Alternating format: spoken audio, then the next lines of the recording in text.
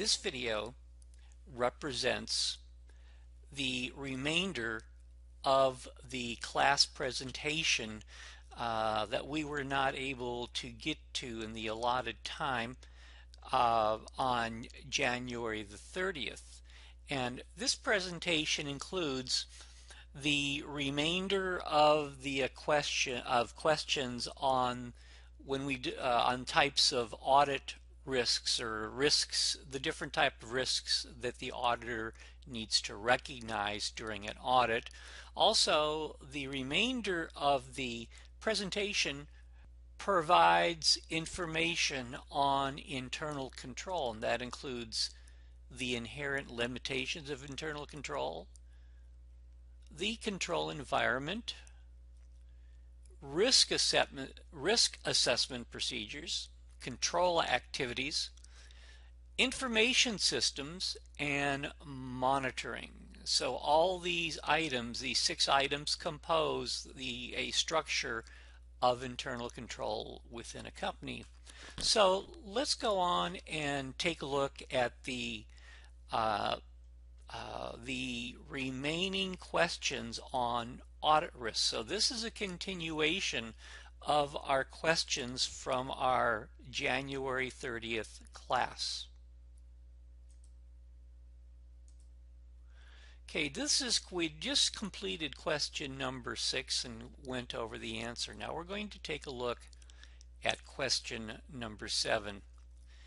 And number 7 says an auditor has presented the client with a number of adjustments to the financial statements that individually or cumulatively are not material at the financial statement or the assertion level.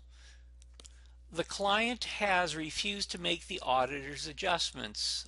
Under these circumstances, there are 4 options that are presented to you, and go ahead and select the option. Now what I will do is, in just a few seconds, I will stop the video for about 5 seconds. You can also stop the video then and go ahead and read the question in detail, and then pick your solution, and then you can restart your video. So let's go ahead. I'm going to stop the video at this point to give you some time to answer the video, then we'll go over the solution. Okay, now let's take a look at the answer to question number 7.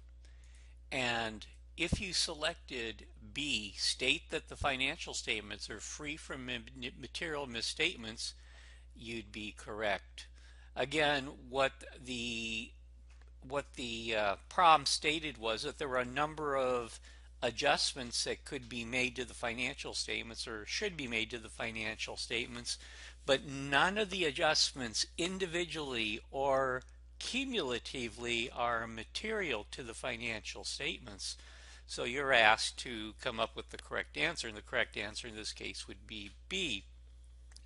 If we selected A, state the financial statements are free from material misstatement, but the uncorrected adjustment should appear as a footnote in the financial statements, that would actually basically that is implying the statements are misstated, and the auditor is making the statement the statements are not misstated materially. So to put those potential adjustments in a footnote could be potentially confusing to financial statement users.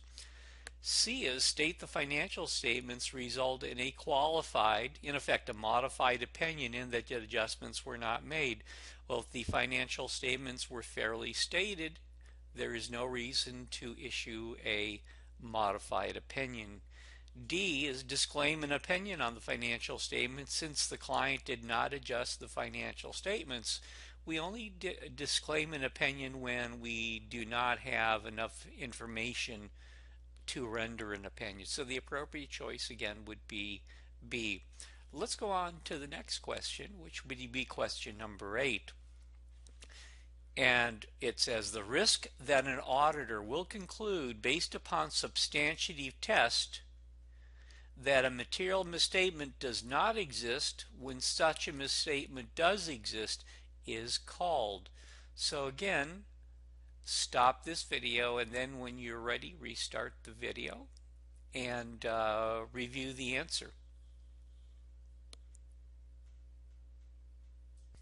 Okay, now let's we've gone through, you've made your selection for question 8, so let's take a look at the answer for question 8.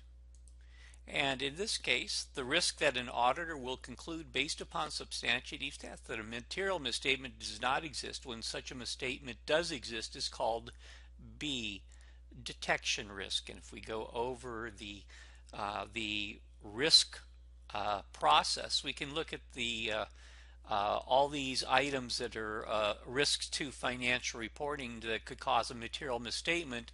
They start out as a very wide variety of issues that could occur, and we call these inherent risks, and these are all the factors that could result in a material misstatement before the application of internal controls.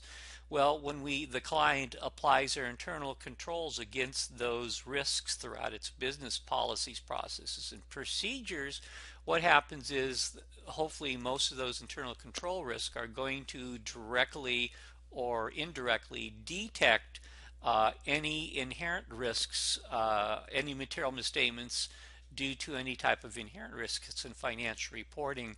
And that's why I kind of created this upside down triangle to kind of illustrate that the inherent risks start out at a certain level, then when they go through the client's internal controls, they're reduced now to the risks that are remaining after they've gone through the client's internal control. Now, what happens then after that is those risks that get through the internal control system that remain even after the client applies the internal control, these risks are called control risks, and they are the risks the client's internal control procedures will not detect a material misstatement. This is the risk that the material misstatement that the auditor has to deal with. In other words, that's the only thing the auditor can control, are addressing control risks. So you'll notice that if a client's internal control system is very, very, very good and it's working as it should, this bottom triangle down here will be much, much smaller, meaning that the auditor faces less control risk. On the other hand, if the client's internal control system is not well designed to address all their inherent risks, or the internal control system is not functioning in certain areas, that triangle down here at the bottom is going to be larger, which means the auditor is going to have to deal with additional risks of material misstatement. So again, the auditor is going to apply their substantive audit procedures against these remaining risks, and hopefully that will eliminate the remaining risks before they get to the financial statements. Now, basically the auditor can only control one risk, and that's what we call detection risk, and that's a risk the procedure is going to be performed, or the procedures that were performed by the auditor will not detect a material misstatement. In other words, the more audit procedures the auditor actually performs, that is going to lower detection risk. And if the auditor performs less audit procedures, that is going to increase the detection risk. So in this case, the answer is B, detection risk. Okay, let's go on to our next question. Number 9. As the acceptable level of detection risk decreases, and you're given 4 different choices. So go ahead and stop the video when you're ready with your answer. Go ahead and restart the video for the to review the solution slide.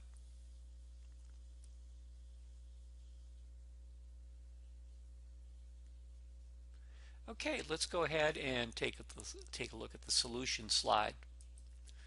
Number 9.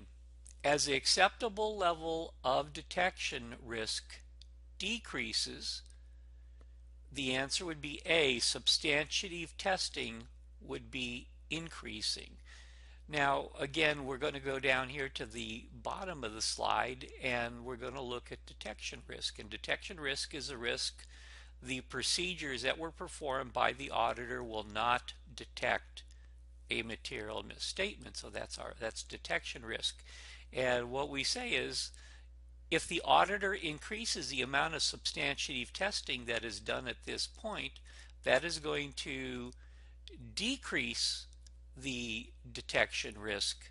If the auditor decides to decrease the amount of substantive testing, that is going to increase. So that's why we get as the acceptable level detection risk decreases, A, substantive testing would increase. They have an inverse relationship to each other.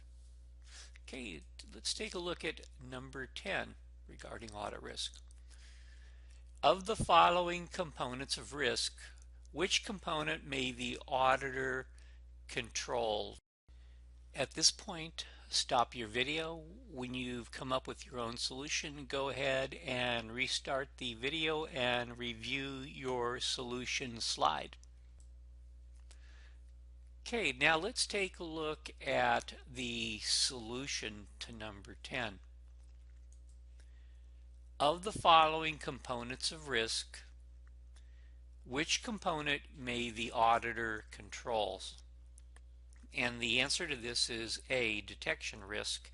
And what I've done in some of the past slides is present you a vertical flow of the potential material misstatements and the risks associated with them. Here I'm providing you the horizontal analysis of the similar information. And here we start off with inherent risks, which are all the factors that could result in a material misstatement before the client actually applies internal controls against all those risks.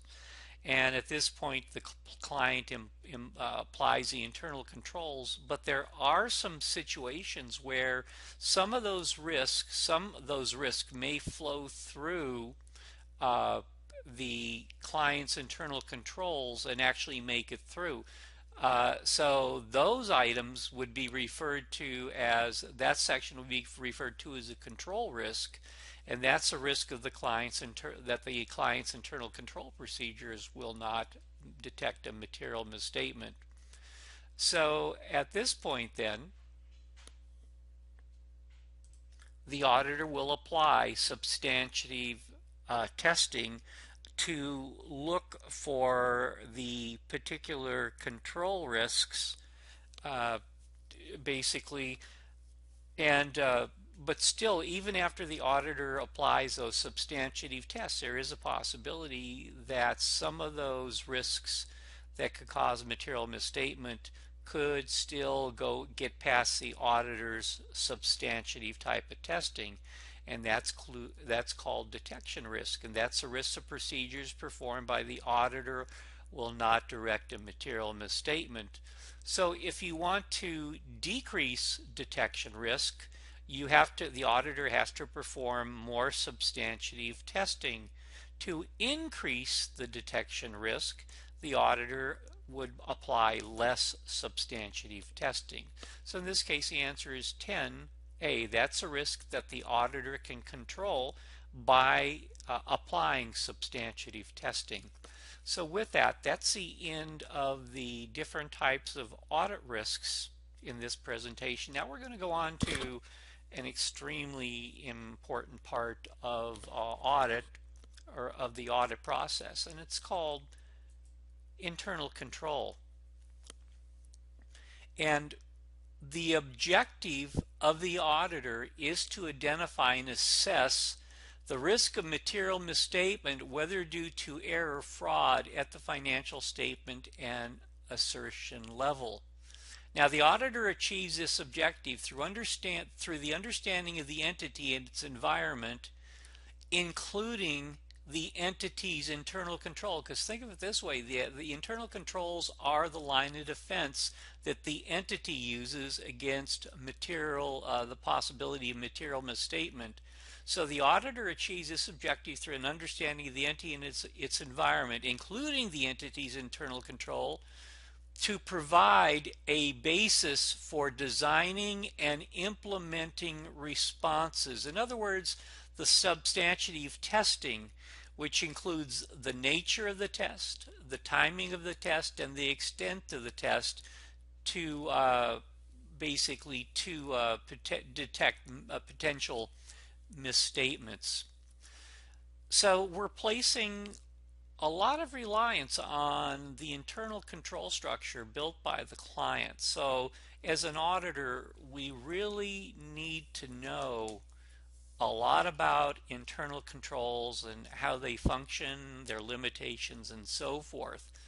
Uh, in this case, it's if we want to come up with a formal definition, and this is a definition that was created by what they called, this was years ago, a commission called the Treadway Commission, uh, helped design the internal control structure, and they came up with a definition originally saying internal control is a process affected by those charged with governance, management, and other personnel, designed to provide reasonable assurance, a very, very key word, reasonable assurance, and I'll talk about that in a few minutes.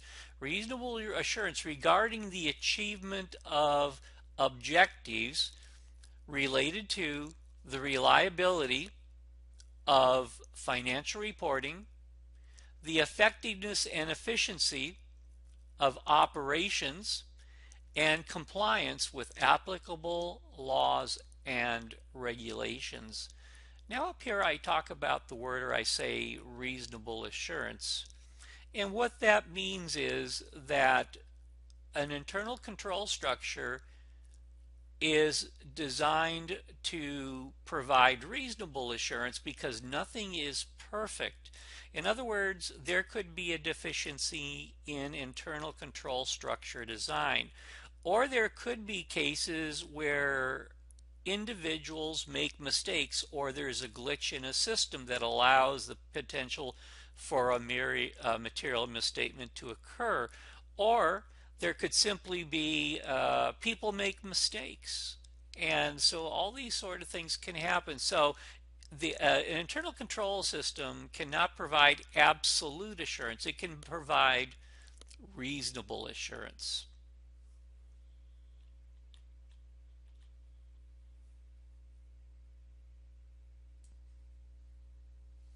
Now we're going to talk about the components of an internal control system. And Liz uses if you remember the mnemonic crime, you can associate these components with the every letter of crime.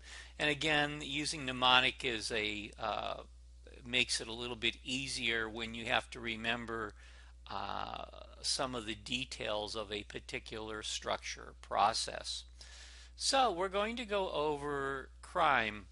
C for control activities, R for risk assessment, I for information systems, M for monitoring controls, and E for environment. So first of all, we're going to take a look at C, which are control activities. And control activities are the actual policies and procedures and processes, if you will, to help ensure management directives are being carried out. Number two is risk assessment. A company that is operating in almost any environment needs to go through a risk assessment process. Whether you're a small company, you may not do that formally, or whether you're a large company, a company has to determine what type of risks it's exposed to, and it needs to develop, again, the proper policies, procedures, processes that can uh, basically mitigate those risks to the extent possible.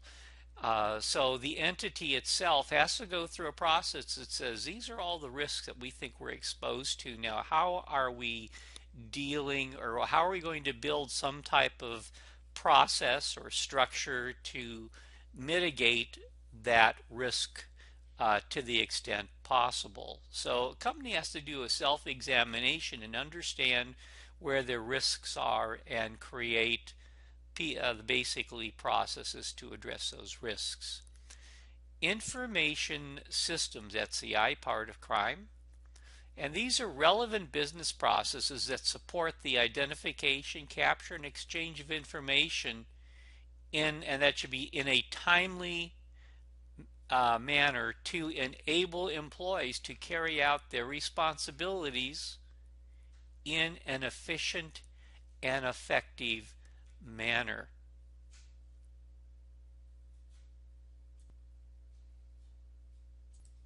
The next item is monitoring or monitoring controls, and that's the M part of crime. And that's basically the monitoring process monitors the effectiveness, that should be not effectives, but effectiveness of the internal controls over time. And what that means is that a company, if certain controls are not working correctly, in monitoring those controls, a company can detect that they're not working and make a correction to that to ensure the controls are ultimately working over the majority of the time. Also, the monitoring controls provide what we would call tripwires. What that means is that in some cases, the monitoring process, a transaction or event will pass through the process, and the process is built to provide, in effect, an alarm saying that, wait a minute, there's something wrong, or there could be something wrong with this transaction. I also call it a tripwire, so when it passes through, an alarm goes off. An example of something like that would be, let's assume that a organization has an accounts payable system, and normally you have to match a purchase order up against a purchase order to prove that the item has been purchased. You also have to have an invoice from an external vendor, and you also have to have a receiver from the receiving department that shows that the item was received. So in order to actually disperse cash out of the accounts payable department, you have to have a purchase order, the invoice produced by a third party, and also a copy of the receiver showing that you received the goods. Then it's passed on to the cashier or the system for payment by accounts payable. But many systems have what we call override controls, where you can take a vendor invoice, and if you have the right authority level, or if you have the certain authority level in the system, you can basically press a button or fill out a field in the form that overrides that matching control and goes ahead and processes the invoice for payment, even though it does not have the purchase order and the receiver. Now, that would normally instigate a tripwire type of monitoring event, where that information would be sent to somebody who normally reviews those transactions, and that person would examine the reason and the purpose behind that transaction, and whether company policy was followed within the override. And the last area of crime then would be the environment. And this is a really, really important area too, because basically creating a proper ethical environment, it sets the ethical tone of the organization. In effect, it creates an organizational conscience. Again, I have some spelling issues there. But when you think about it, a company itself is really a sociopath because it has no morals, it has nothing. It's just an organization. So what the board of directors, the executive officers have to do is they have to set an environment that provides some type of morality and ethicalness to the organization, and that's setting the tone at the top. If you're the CEO of a company, CFO or whatever, if you act ethically, the people within your organization are likely to act ethically also. But if you play it fast and loose within the organization, the employees are going to follow your example. So it's really important that an ethical environment is established and encouraged within the organization. So these are the components of internal control. So now let's go on to inherent limitations on internal control. And again, internal controls that are properly designed and functioning can only provide reasonable assurance. They can't provide absolute assurance. Because nothing is perfect. Now, if you want to attempt to remember the inherent limitations of internal control, you want to remember the mnemonic choice, CHOICE. And again, each of the items represents a reason, or a reason there can be an inherent limitation of internal control. So let's go over them. The first one is culture, tone at the top. The company culture may reduce the effectiveness of controls. Again, if the company doesn't encourage ethical behavior, and some companies don't, they encourage the opposite, that's going to be an inherent limitation of any internal control structure, simply because people are trained to ignore it or trained to make light of it. Another thing is human error. People make mistakes. Therefore, something may pass through a process that was never supposed to pass through. The overrides, okay, controls, as we talked about, may be overwritten by those with such authorization.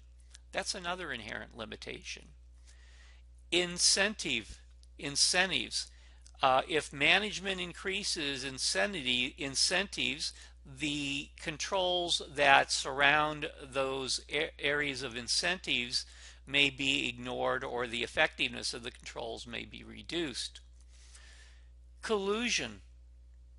There are many cases where if you get two or more people together, they can basically bypass internal control structure and actually results in some manipulation of the financial records, or it represents in some form of theft of company assets. So manual controls or automated controls can be circumvented by collusion. And the last area is what we call entropy.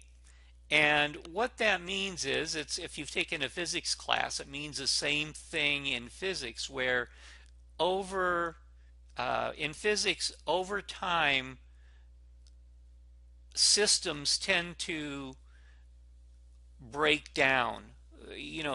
Initially the system is a well-running system and things are working fine, but then over time, the processes, things become more lax and they break down. So in this case, with entropy, control components tend to break down over time. Okay, so now let's go through 3 or 4 questions regarding what we've just been exposed to regarding internal control. So let's take a look at question number 11 in the presentation. In an audit of financial statements, an auditor's primary consideration regarding internal control is whether the control, and you have four answers to uh, four answers to select from. So I'm going, in just in a few seconds, I'm going to ask you to stop the tape, come up with what you consider to be the correct answer, then go ahead and restart your slide, and you restart the video, and you can view the answer slide.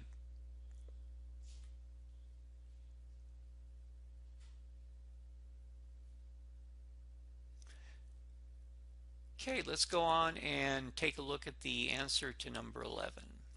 Number 11. Okay, in an audit of financial statements, an auditor's primary consideration regarding an internal control is whether the control B affects management's financial statement assertions.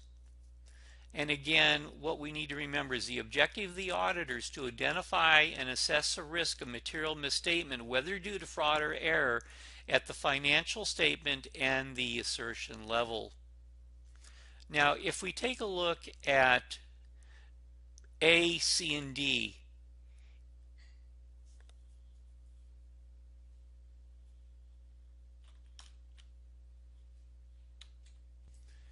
each of these elements, A, C, and D, are one of the elements of internal control.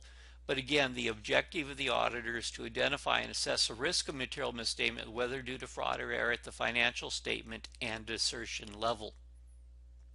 Okay, let's go ahead and try number 12.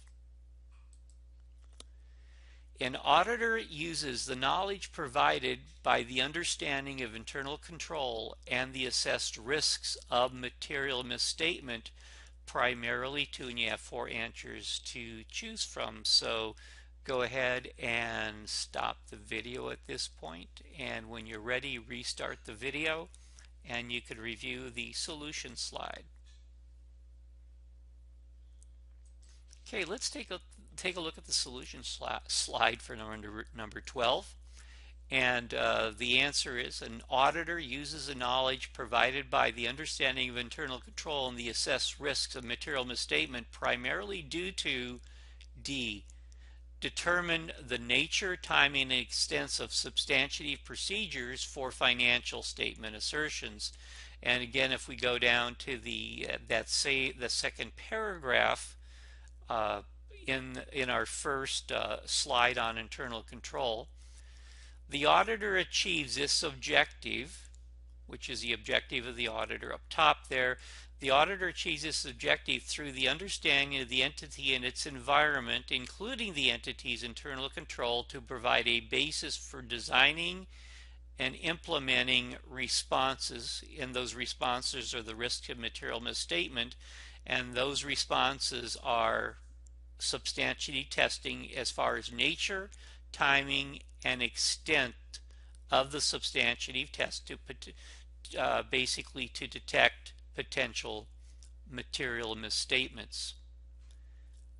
Okay, let's go on to the next question regarding internal control.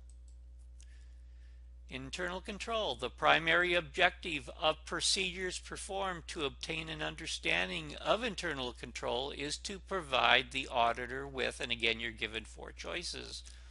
At this point, go ahead and stop the video, make your choice, and when you're ready, go ahead, restart the video and view the solution slide. Okay, let's take a look at the answer to number 13. The primary objective of procedures performed to obtain an understanding of internal controls to provide the auditor with a knowledge necessary for audit planning. And again, if you take a look at the statement down here regarding audit objectives and nature, timing, and extent, you would understand that that's the reason we perform this, as knowledge that is necessary for understanding. Okay, now let's go on to question number 14. Question number 14. Which of the following would not likely contribute to inherent limitation on internal control? And again, we have 4 choices, so go ahead and stop the video, make your choice, and when you're ready, restart the video to review the solution slide. Okay, let's take a look at the question number 14, the solution. 14. Which of the following would not likely contribute to an inherent limitation on internal control? The answer in this case would be automated controls. And what I've done here is I've reproduced all the answers, or not all the answers, but all the factors that basically could be considered inherent limitations of internal control, and that's under the mnemonic choice. And in this case, you'll see cultures mentioned in the answers: company culture, management, override of controls, and human judgment, meaning human error. The one thing that is not mentioned here is automated controls. Okay, now we're going to go on and examine, we're going to stay within internal controls. We're just going to take a little bit different view. We're going to take a deeper dive into the components of internal control. So here we have the control environment, and when we're looking at, that's one of the components of internal control. As a matter of fact, it's the E part of crime. And again, you can remember this somewhat with the mnemonic. And here it's CHOP. If you remember, there's a triple C rather, with CHOP. So if we talk about the components of the control environment, the first one is communication and enforcement. And that means a communication and enforcement of ethical values.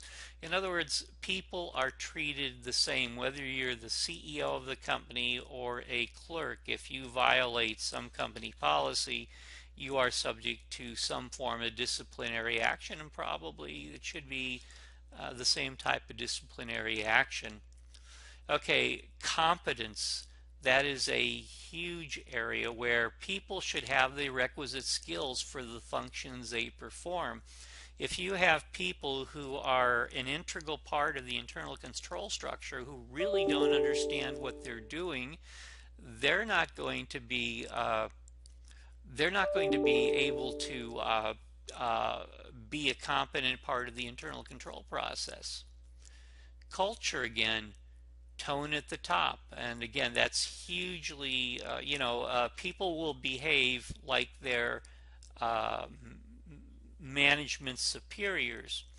That if you see the key to success in the company is by being somewhat or semi-ethical, that's how you're going to respond, because the people above you have gotten to their higher positions because they were creating a culture like that, and so people underneath them are going to create a similar culture.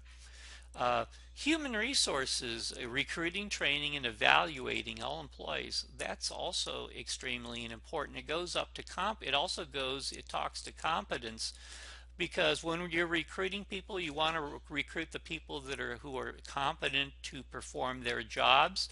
You want to train people so they know how to perform their jobs, and you also want to train them into what they call onboarding into the company. In other words, go through the company's values, what's expected of you, what's not, and so forth. And also, human resources normally has an evaluation process where managers or supervisors are required to evaluate their employees, and that's to typically technical competence, their ethics, their social issues, and things like that.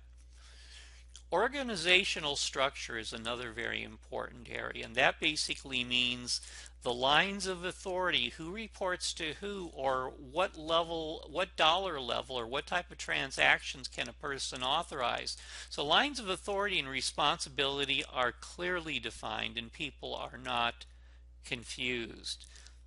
Participation, active participation by those charged with governance. In other words, the people at the C level, the chief level of the organization should actively participate in the positive tone at the top, positive governance. This would also include the board of directors. Okay, now we're going to look at R, the risk, when we go back to the components of internal control. This is the R part of crime. We're going to go underneath now, or we're going to do a bit of a deep dive under the risk assessment. And these risk assessment involves risks that may adversely impact an entity's ability to initiate, authorize, record, it shouldn't be not records, but it should be record, process, and report financial data.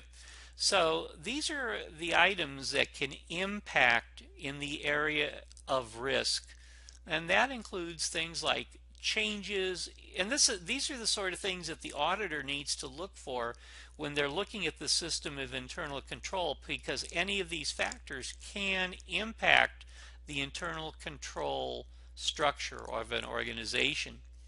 Okay, a change in the operating environment, which could be a shift in the regulatory or the operating environment, that could cause risks to shift as to what they are and the importance of what they are.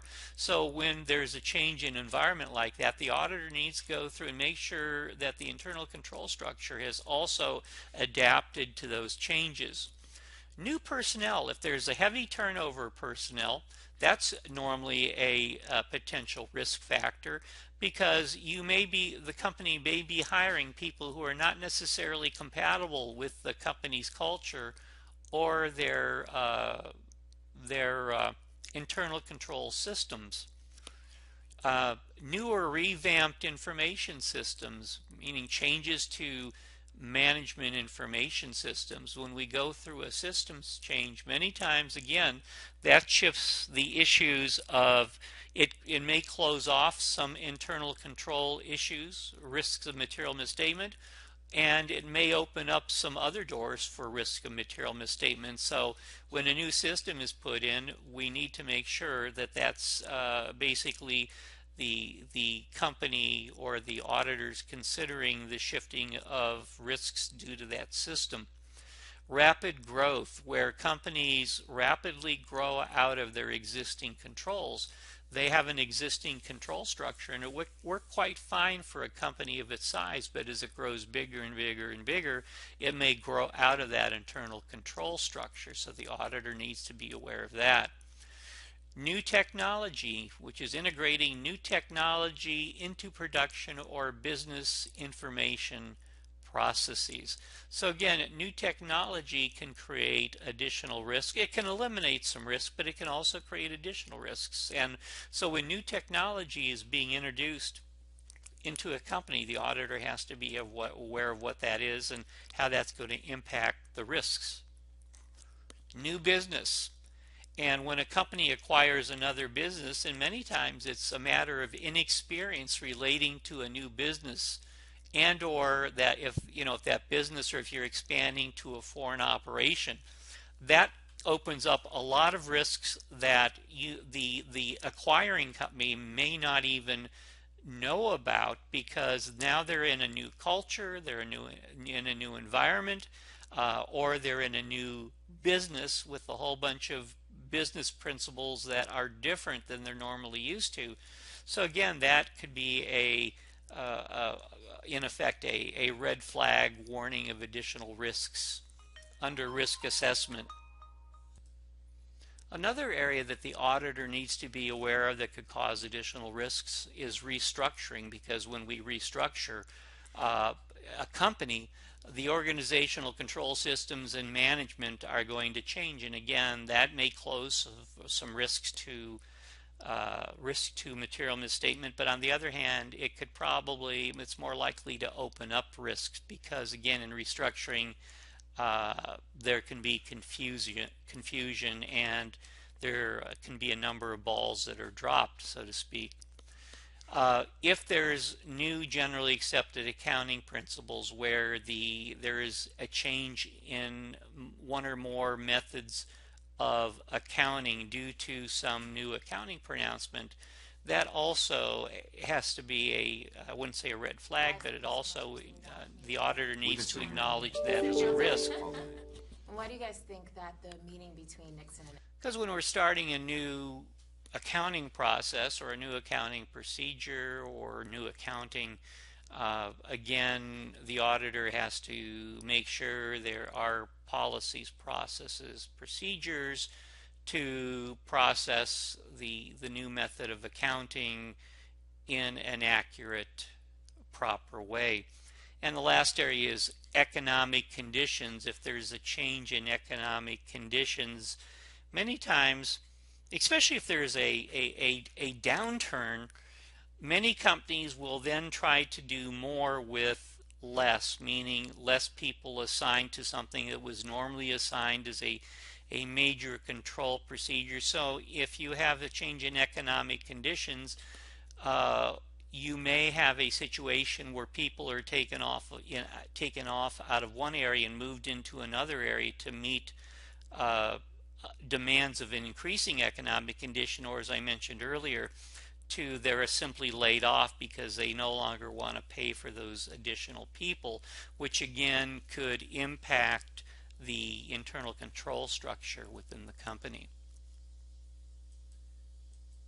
Now, control activities, and that's the C part of crime, and these control activities, they're policies and procedures to help assure management directives are followed. And again, if you want to try to remember these, they're IAPS, IAPPS, and they include authorization. In other words, we have policies and procedures to ensure only authorized transactions are initiated, and the authorization is going to be spelled out who can authorize something at what dollar amounts and so forth. Performance reviews, that's a comparison of our actual performance with our expected results, which are budgets. If we build an accurate budget, we can compare that to what is actually going on, and based upon that, we can see where certain areas dollar-wise may be showing variances, and those variances may be good or bad depending upon what those variances are, but then we're going to want to check back and see why those variances are occurring. Information processing, checks of accuracy, completeness, and authorization of transactions, including general and application IT controls. That's another monitoring activity. Physical controls, and these are the old classic internal controls where only those who are authorized are allowed access to tangible and even intangible assets. Assets are periodically identified and compared to the accounting records. In other words, do we have, based upon how valuable our company asset or assets are, we have to put up certain safeguards around them, and in many cases those are physical safeguards where we're only permitting access to certain people who have access to authorize those particular assets. And on an occasional basis, we need to take an inventory of all our listed assets and make sure that we still have those assets, that those assets have not disappeared over the years. Now, the last control activity is one of the ones that is tested a lot on the exam, and it's called the segregation of duties. And what that means is no employee or group should be in a position both to perpetuate and to conceal an error or fraud in the normal course of their duties. Now, typically what we do is, in order to segregate duties, there's three criteria that we need to consider, and that's under the term CAR, C-A-R.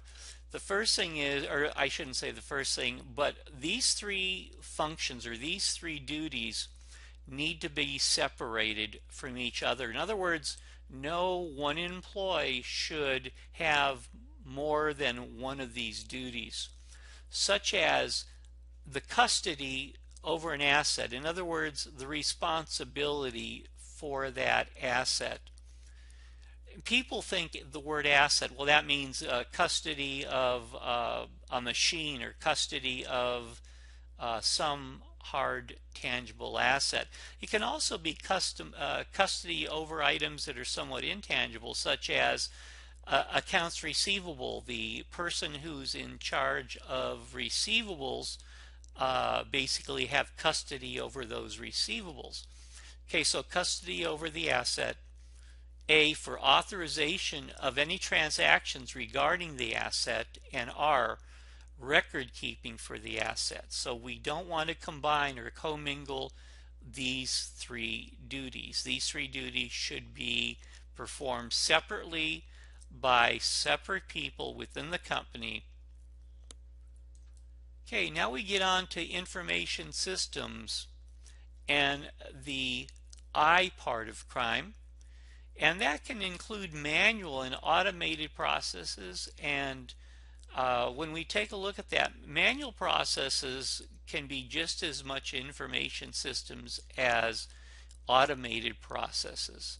Now, within an automated information processing system, that includes infrastructure of the system, the personnel who support the system, the software where we run the applications to actually carry out functions, the data within the system, the data that, and also the processes. And all these are used to initiate, authorize, record, and process and report transactions. So again, any change in these particular areas can impact the components of internal control. Okay, now we're going to look at M, the monitoring part of crime. And that's the timely assessment of the internal controls, of how they're functioning. And what the company will do, the company will evaluate the effectiveness of internal controls by actually going out and testing those internal controls themselves. You know, yes, auditors test internal controls, but the company should never rely upon the auditor's work. As a matter of fact, the auditor will spend a fair amount of time looking at how the company goes about testing its own internal controls when it evaluates a company's internal control process. So that's evaluating the effectiveness of controls. If the controls, when we test them, or when the company tests those controls, if they're not working properly, we need then to initiate corrective action as soon as possible. As a matter of fact, many internal audit departments, a great deal of the work that they do within the company is evaluating the design of internal controls and also the operating effectiveness of internal controls. Another thing is that we also have to make sure that we're going to modify the monitoring of internal controls for changes in conditions. If because of the condition, something that was originally a very important internal control is all of a sudden becomes a, let's just say, unimportant internal control at this point. Well, and we had a very, very elaborate monitoring process set up regarding this internal control.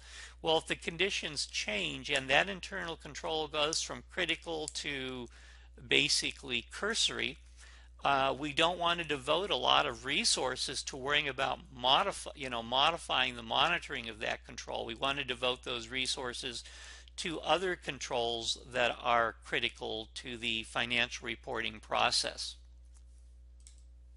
Now we're going to go and do question number 15. These questions pertain to the items we've just reviewed. So number 15, which of the following is not a component of internal control? And we have 4 different answers. So go ahead and when you're ready, stop the video. Go ahead, arrive at your answer. Then when you're ready, restart your video and review the solution slide. Okay, let's take a look at the solution slide to number 15. Which of the following is not a component of internal control? And the answer in this case is C, control risk. And what you can see here, the control, if here we have the components of internal control, again under the mnemonic crime, and the control environment is located, is in there.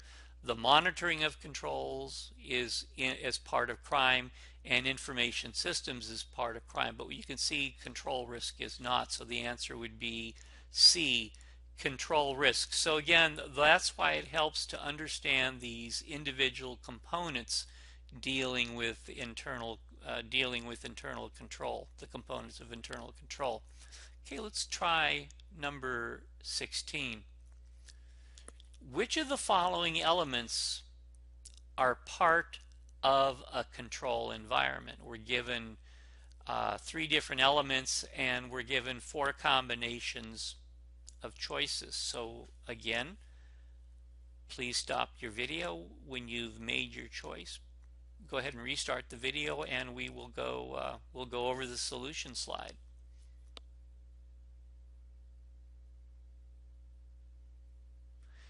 Okay, let's take a look at question number 16, going over the solution slide. Which of the following elements are part of a control environment?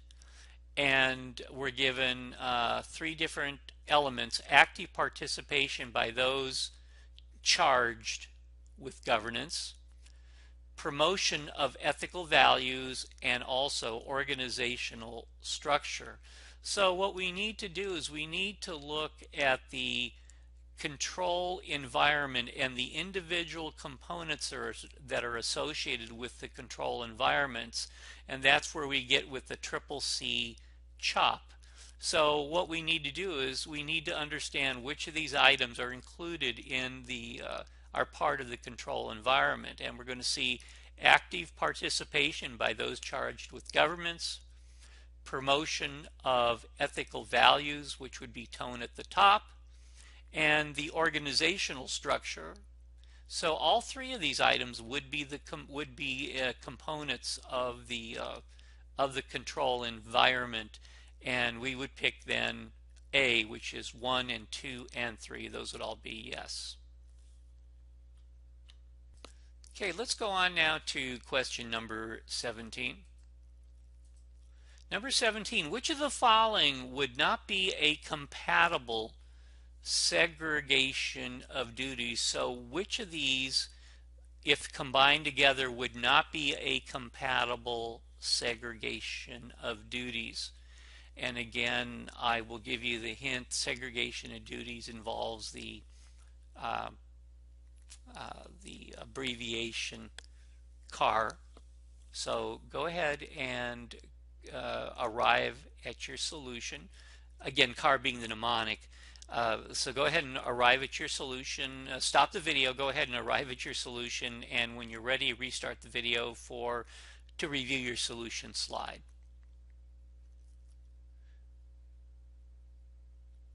Okay, let's take a look at the solution slide for number 17. And it says, which of the following would not be a compatible segregation of duties? In this case, we selected C, which would be 2 and 4. So in this case, it's saying that authorization of credit sales to customers and authorization of write-offs of uncollectible accounts, along with 4, having access to cash and having access to cash and preparation of bank reconciliations would also be a incompatible combination of duties. So remember again from the slide where we talked about segregation of duties that no employee should be in a position where they basically can perpetuate, they can uh, uh, uh, perpetuate, oh, I'm trying to I can't come with the right or the quite word, but perpetrate or conceal or an error or fraud in the normal course of their duties. And again, custody over asset. A, authorization of transactions over the asset. R, record keeping for the asset. So if we take a look at number 1, it says record cash receipts and cash disbursements. Now, in this particular case, they're not incompatible functions because they're really not related to each other. Number 2 then is authorize credit sales to customers and authorize write-offs of uncollectible accounts. So if the same person has the ability to authorize credit sales and they also have the authorization to write off the uncollectible accounts, what that means is if I make a mistake and authorize a credit sale to an uncreditworthy customer, I can go ahead and make that accounts receivable go away. In other words, it won't appear on the accounts receivable aging because I can write it off. So I can create the transaction and then in effect delete that transaction. Another thing I could do in this case could be I could authorize a credit sales to the customer, and then if I have the authority to write off the uncollectible accounts, I can, if I can make a deal with the customer to go ahead and write off that account and get some cash on the side. But the main thing was to authorize if you authorize a credit sale, you shouldn't have the ability to, in effect, erase that. So it's an incompatible duty as one individual authorized credit sales and also has the ability to write off receivables. If we look at number 3, approve sales to customers and approve payroll, these are basically completely different functions. So we have no situations where we're dealing with the same function regarding custody, authorization, or record keeping. And the last one, 4, which is have access to cash and prepare bank reconciliations. What that is an incompatible function because what you can do is if you have access to the cash, whether it be physical cash or a check, you can go ahead and take that cash and hide the fact that you've taken it when a bank reconciliation is prepared. So that's an incompatible duty, and that's why we would pick C for 2 and 4. Number 18. Which of the following are not part of the elements of internal control? So again, this is looking at a deep dive of the elements of internal control, and you're given 4 choices. Go ahead and stop the video. When you are ready with your answer, go ahead and restart your video. Okay, let's take a look at the answer for number 18. Number 18, which of the following are not part of the elements of internal control? And the answer in this case is B, detection risk. Again, if we take a look at the elements of internal control, we go back to crime and we take a look. Okay, the first item is environment, and what we can see, that is listed as one of the elements of internal control, the E in crime. C, risk management. We can see that risk management is one of the elements of internal control, and again, that's under C. And monitoring, we can see monitoring controls are part of the elements under internal control, again, which were the M in crime. The only item here that is not included would be detection risk, which is basically the auditor's risk in terms of the fact that their substantive test may may still allow a material misstatement to get through, even though they do substantive tests. So that B would be the answer that should be omitted, or is the item that is not part of the element of internal control. Okay, let's go on to number 19. And by the way, number 19 is our last question. So, which of the following would most likely improve management's ability to monitor overall activities effectively? And the key again is monitor overall activities effectively. And you're given 4 choices. So stop the video, arrive at your own answer, and then when you have your own answer, restart the video and review the solution slide. Okay, let's look at the solution slide to number 19. Number 19, which of the following would most likely improve management's ability to monitor overall activities effectively? So this is a monitoring process. And the answer in this case is B, establishing company budgets and monitoring company performance against the budgets.